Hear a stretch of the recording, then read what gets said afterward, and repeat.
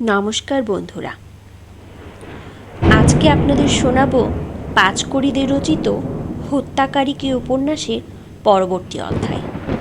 আপনারা যদি আমার চ্যানেলে নতুন হয়ে থাকেন তাহলে অবশ্যই চ্যানেলটিকে সাবস্ক্রাইব করতে ভুলবেন না।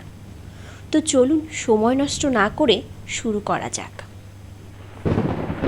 অক্ষয় কুমার বাবু বলিতে লাগিলেন, স্থির হন, ইহাতে বিস্মিত হইবার কিছুই নাই। শশীভূষণের কোনো দোষ থাক বা না থাক, সে এখন আর এই জগতে নেই। সে কাল রাত্রে হাজত ঘরেই আত্মহত্যা করিয়াছে।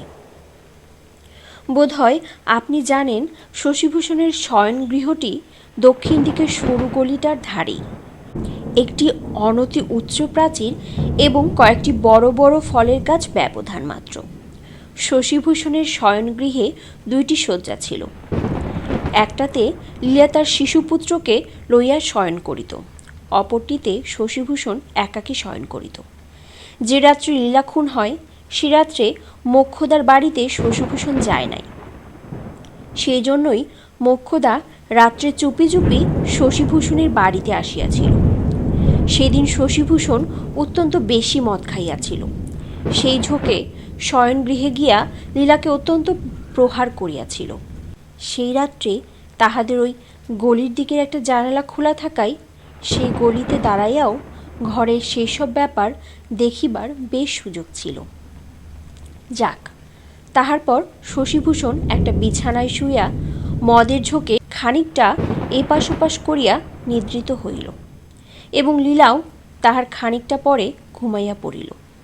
তাহার 1 ঘণ্টা পরেই হত্যাকারী সেই গলিপথ দিয়া প্রাচীর, বৃক্ষ এবং উন্মুক্ত গবাক্ষের সাহায্যে সেই ঘরে প্রবেশ করিয়া লীলাকে হত্যা করে। পরে পুনর্বার উন্মুক্ত বাতায়ন পথ দিয়া নামিয়া যায়। তখন লীলার স্বামী মদের ও নিদ্রার ঝোঁকে একেবারে সজ্ঞাশূন্য। যোগেশবাবু, আমার কথা আপনার বড় আশ্চর্য বলিয়া বোধ হইতেছে, কিন্তু ইহার একটা বর্ণ মিথ্যা নহে। আমি এ সম্বন্ধে অনেক প্রমাণ পাইয়াছি। আপনার এই কেস হাতে লইয়া প্রথমে আমি শশীভূষণের পারিবারিক বৃত্তান্তগুলি জানার চেষ্টা করি। তা সে চেষ্টা যে একেবারে বৃথা গেছে তাহা নহে।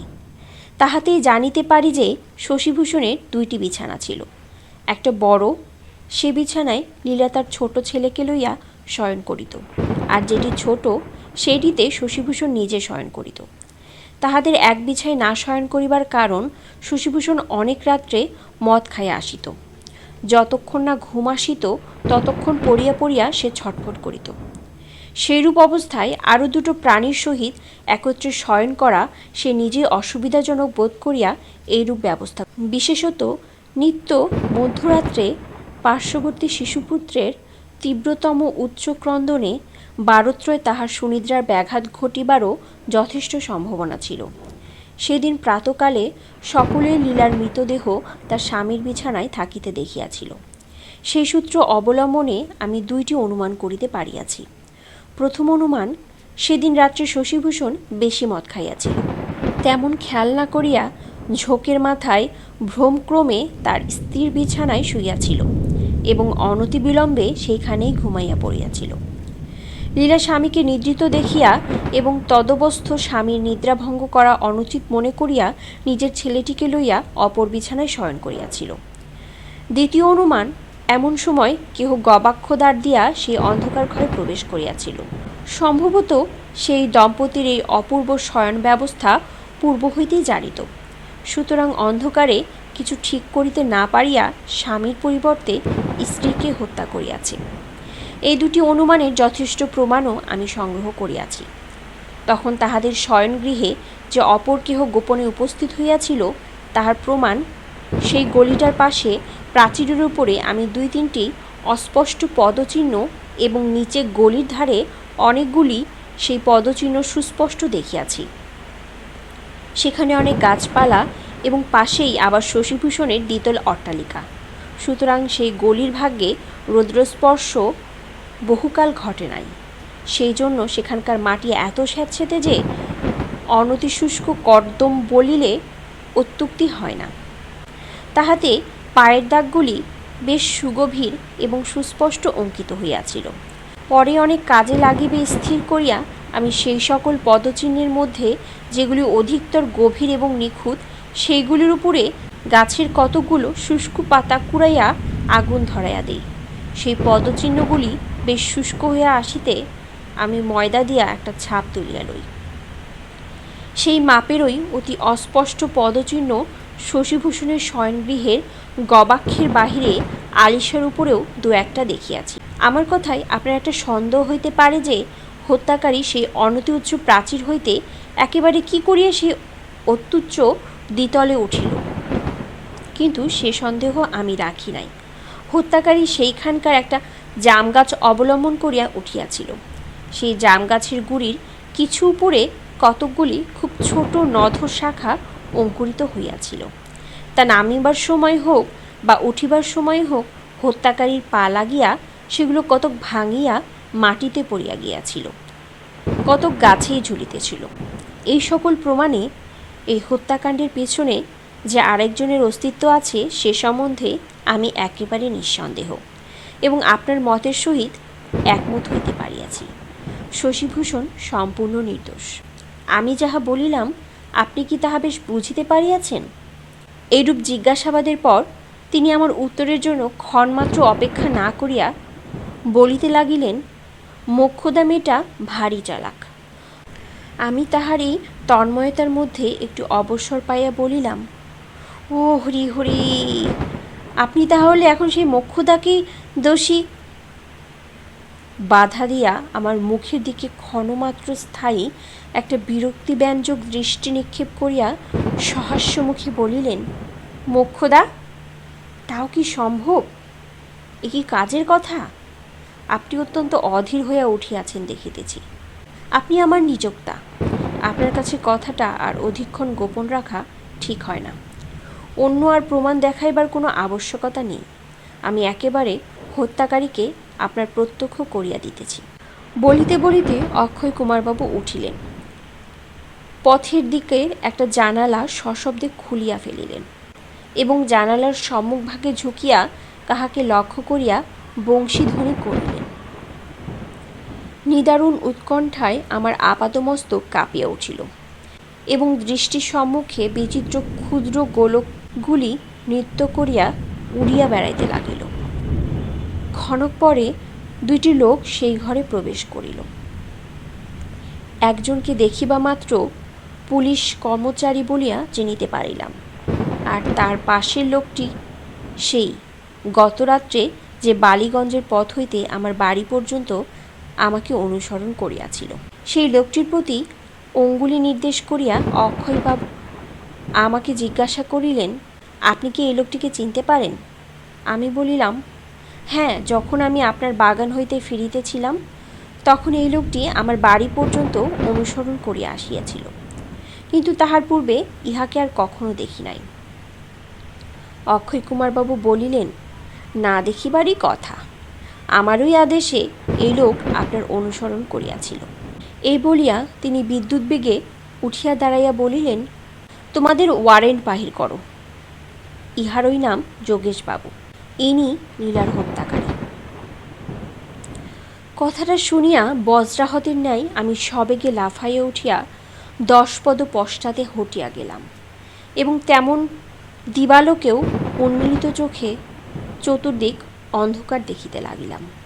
এই বিশ্বজগতের সমুদয় শব্দ কোলাহল আমার কর্ণমূলে যুগৎপদ স্তম্ভিত হইয়া গেল, অন্ধকারে চারিদিক ব্যাপিয়া ফেলিল।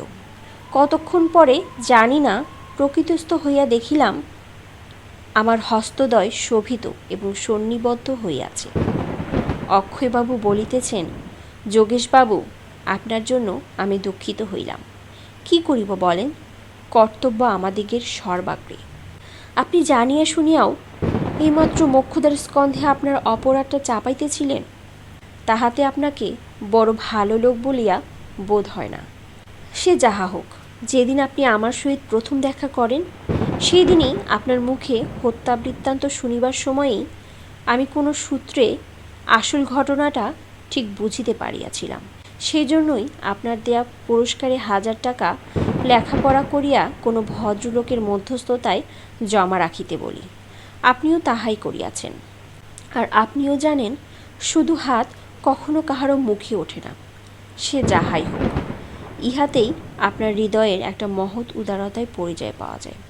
শশীভূষণ আপনার ঘোরতর শত্রু হইলেও সে যে নিরপরাধ তাহা আপনি অন্তরে জানিতেন। আপনার অপরাধে যে তাহাকে দণ্ডগ্রহণ করিতে হইবে এই ভাবিয়া আপনার যথেষ্ট অনুতাপ হইতেই এই 1000 টাকা পুরস্কারের সৃষ্টি। এখন 2-4টি প্রমাণ দেখিয়া দিলে আপনি যে একটা অর্বাচীনের হাতে কেসটা দেন নাই সে সম্বন্ধে আপনার আর কোনো সন্দেহ থাকিবে না। যেদিন লীলা খুন হয় সেই দিন রাত 10টার সময়ে বাগানে আপনার সঙ্গে শশীভূষণের খুব একটা রাগারাগি হয় এবং তাহাকে খুন করিবেন বলিয়া আপনি উচ্চকণ্ঠে শাসাইয়াছিলেন। অবশ্যই আপনার সেই উচ্চকণ্ঠের শাসনগুলি সেই সময়ে শশীভূষণ ছাড়া আরও 2-1 জনের শ্রুতিগোচর হইয়াছিল। ইহার কিছুক্ষণ পরে শশীভূষণ তাহার ছুরি চুরির কথা জানিতে পারে। শশীভূষণকে না বলিয়া সেই ছুরিখানি আপনি লইয়াছিলেন। আপনার এই না বলিয়া ছুরি গ্রহণ সম্বন্ধে আমি 2-1টা প্রমাণও সংগ্রহ করিয়াছি। সেদিন শশীভূষণের তীক্ষ্ণতর কটূক্তিতে আপনার রক্ত নিরতিশয় উষ্ণ হইয়া উঠিয়াছিল। আপনি বাড়িতে ফিরিয়াও নিজেকে কিছুতেই সামলাইতে পারেননি। আপনি শশীভূষণকে হত্যা করিতে কৃতসংকল্প হইয়া পুনরায় তাহার বাড়িতে আসিয়াছিলেন এবং আপনার মাথায় হঠাৎ কি একটা প্ল্যান উদ্ভব হওয়ায় আসিয়াই বৈঠকখানা ঘর হইতে ছুরিখানা না বলিয়া হস্তগত করা নামক পাপে লিপ্ত হইয়া আসেন। তখন একজন পরিচারিকা আপনাকে দেখিয়াছিল। আপনি ভদ্রলোক, সে ছোট লোক, সুতরাং তখন সে আপনার ওপর এরূপ একটা গর্হিত সন্দেহ করিতে পারি নাই। এইদিকে যখন এইরূপ 2-1টি ক্ষুদ্র ঘটনা আরম্ভ ও সমাপ্ত হইয়া গেল, তখনও শশীভূষণ সে বৈঠকখানার ছাদে মদ খাইতেছিল। উদ্যানে আপনাদের সেই বাগবিতণ্ডার পরে আপনি যখন চলিয়া গেলেন, কোনো দুর্গেয় কারণে শশীভূষণের মনে একটা বড় অস্বাচ্ছন্দ্য উপস্থিত হয় এবং সেই অস্বাচ্ছন্দ্য দূর করিবার জন্য সে আবার বৈঠকখানার ছাদে উঠিয়া মদ্যপান আরম্ভ করিয়া দেয়। মদই লোকটার মাথা খাইয়া দিয়াছিল। যতটা পারে বসিয়া বসিয়া খাইল। তাহার পর বাকিটা বোতলের মুখে ছিপিয়া আটিয়া যখন ঘরের ভেতর আলমারিতে রাখিতে যায়, তখন দেখে আলমারি খোলা রহিয়াছে এবং ছুরিখানি সেখানে নাই। দেখিয়া প্রথমে একটু চিন্তিত হইল। তাহার পর 2-1 বার এদিক ওদিক খুঁজিয়া না পাইয়া বাড়ির ভিতর চলিয়া গেল এবং লীলাকে ছুরির সহসা অদৃশ্য হবার কথা বলিল। সেই সময়ে তার শয়নগৃহের পার্শ্বস্থ গলিপথে মোক্ষদা কোনো একজন লোককে দাঁড়াইয়া থাকিতে দেখিয়াছিল। মোক্ষদাকে আমি সে লোকটার নাম জিজ্ঞাসা করাই সে বলে তাহাকে সে চেনে না, পূর্বে কখনো দেখে নাই। তখন আমি একটা কৌশল করিয়া আপনাকে তাহার সম্মুখে নিয়ে যাই। আপনি তাহার মুখে যখন সে সকল কথা শুনিয়াছিলেন তাহা ভাষণ মাত্র। আমি তাহাকে এরূপ একটা অভিনয় দেখাইতে শিখাইয়া দিয়াছিলাম। যাহা হোক, মোক্ষদা আপনাকে দেখিবা মাত্র চিনিতে পারে। তখন রহস্যটা অনেক পরিষ্কার হইয়া আসিল। তাহা হইলেও কেবল মোক্ষদার কথায় আমি বিশ্বাস করি নাই। সেটা ডিটেকটিভদের ধর্ম নহে। সেই জন্য আপনাকে আমার বাগান বাড়িতে গিয়া হলঘরে যাইতে বিলাতি মাটি দেওয়া সোপানে নগ্নপদে অতি সন্তবর্ণে উঠিতে হয়। তাহাতেই সেই সদ্যমার্জিত বিলাতি মাটিতে আপনার পায়ের যে সব দাগ পড়ে, আমি সেইগুলির সহিত ময়দানের ছাপে তোলা সেই গলিপথের দাগগুলি মিলাইয়া বুঝিতে পারি সকলই এক পায়ের চিহ্ন এবং সে পা আপনারই। এই বলিয়া তিনি উঠিয়া দাঁড়াইলেন এবং উৎসাহের সহিত বলিতে লাগিলেন, মোক্ষদা ভারী চালাক, ভারী বুদ্ধিমতী, যতদূর ফেচেল হতে হয়। কি জানেন যোগেশবাবু, তাহা হইলেও আমি মোক্ষদার ওপর সম্পূর্ণ নির্ভর করিতে পারি নাই।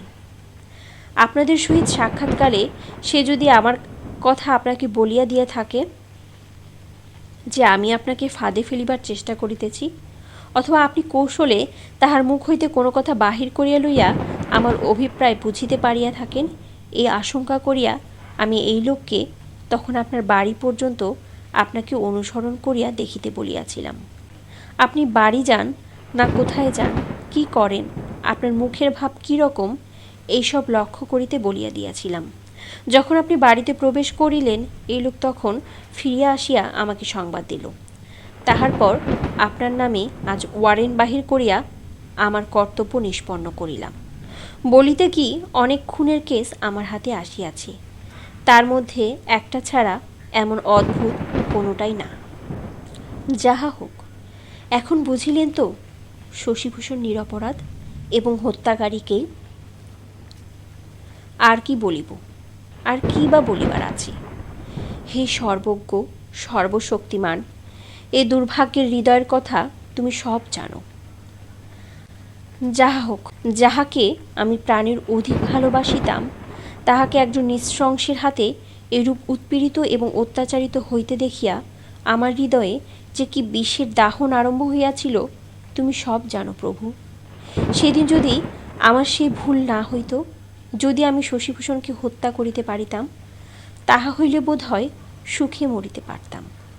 লীলাকে একজন নররাক্ষসের কবল হইতে উদ্ধার করিয়া মনে করিতে পারিতাম আমার মৃত্যুতে একটা কাজ হইল। মানুষ যা মনে করে তাহার কিছুই হয় না। সেই সর্বশক্তিমানের অঙ্গুলি হেলনে সমগ্র বিশ্ব সমভাবে শাসিত হইতেছে। সেখানে মানুষ মানুষের কি বিচার করবে? তাহার এমনই রচনা কৌশল। পাপী নিজের হাতেই স্বীকৃত পাপে দণ্ডবিধান করিয়া থাকে। এতক্ষণ মনোযোগ দিয়ে আমার কথা শোনার জন্য আপনাদেরকে ধন্যবাদ। পরবর্তী গল্প শোনার জন্য অবশ্যই চ্যানেলে সাবস্ক্রাইব করে লাইক, কমেন্ট, শেয়ার করতে ভুলবেন না। ধন্যবাদ।